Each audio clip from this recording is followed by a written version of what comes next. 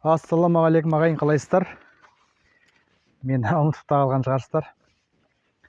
Мен YouTube каналым блокировкаға түсіп қалып, бір жылдан асып кетті даже.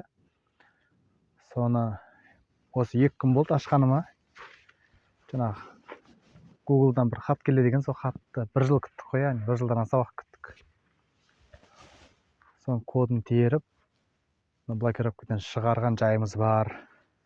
Енді қайтадан қосылдым. Құдай қаласа, ары қарай жалғастырамыз.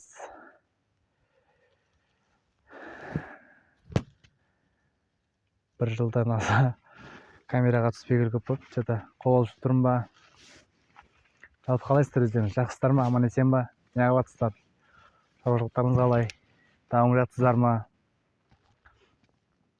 Міне, сіздермен бір қуанышымды бөлісейін дедім. Осы YouTube канал арқылы жалғасады енді, Құдай қаласа. Бізде де өзгерістер көп. Барлығын жайлап айтып беремін қазір.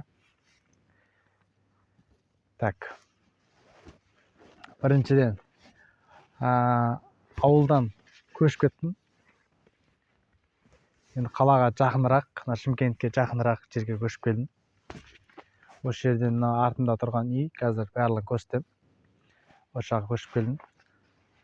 Құдай қаласа шаруашылықты, кәсіпті осы жақта жалғастырамыз.